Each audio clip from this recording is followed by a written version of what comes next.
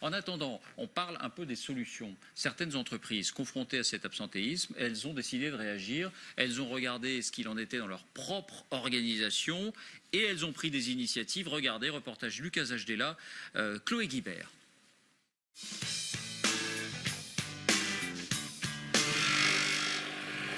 Il est 9 h, Valérie n'est pas pressée. Aujourd'hui, elle n'ira pas au bureau.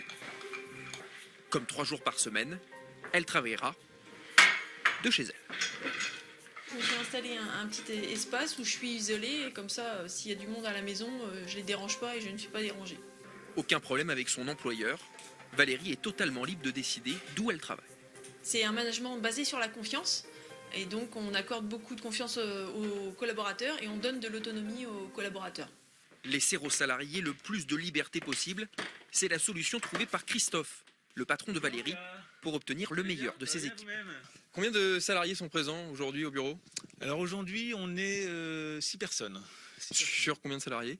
Sur une soixantaine, on est 62 en tout. Donc, 90% d'absentéisme, on pourrait dire. Là. Non, les gens travaillent, en fin de compte, ils travaillent depuis leur domicile, mais ils ne sont pas absents. Pour les 62 salariés de cette agence en conseil informatique, un seul impératif, venir au bureau le lundi. Pour le reste de la semaine, Christophe a investi dans des équipements de vidéoconférence dernier cri. Un système de caméra 360, donc ce qui permet effectivement aux personnes qui sont distantes de voir la personne qui s'exprime, mais également toutes les personnes qui sont autour de la table. Une caméra qui permet de joindre les télétravailleurs à tout moment. Vous pouvez nous dire ce que vous faites là, ce que vous êtes en train de faire actuellement, juste pour situer? Alors là, pour moi, de mon côté, je suis en train de faire les stats d'Osiris. Et ça fait quoi de recevoir un appel du chef comme ça à la maison? C'est pas trop intrusif? Pour mon cas, non. Enfin, je veux dire, je vois plus AG6 comme des bons collègues au final. Donc pour moi, ça va. Ça nuit pas à la productivité d'avoir seulement 10% des salariés qui sont présents sur place? Non, pas du tout, parce qu'au fait de compte, plus que la présence, c'est le travail qui est effectué. Hein. Une présence n'est pas significative d'un travail.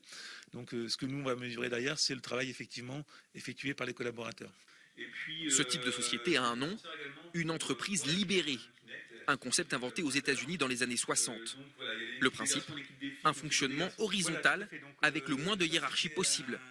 Et un slogan, un salarié heureux dans son travail est un salarié plus productif. Est-ce que ça marche? Est-ce que vous avez des résultats concrets? Oui, effectivement, si on compare dans les entreprises similaires à la nôtre, on est au double de la performance économique. Bon, travailler dans une entreprise libérée, à part de temps en temps pouvoir s'asseoir sur un pouf, qu'est-ce que ça change concrètement?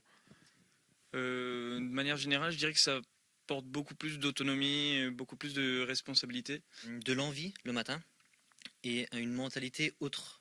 Et du coup, je crois que depuis le début de l'année, j'ai été malade une journée. Voilà, reportage réalisé avec Marie-Hélène Astrodo. On va voir dans un instant si c'est généralisable, mais d'abord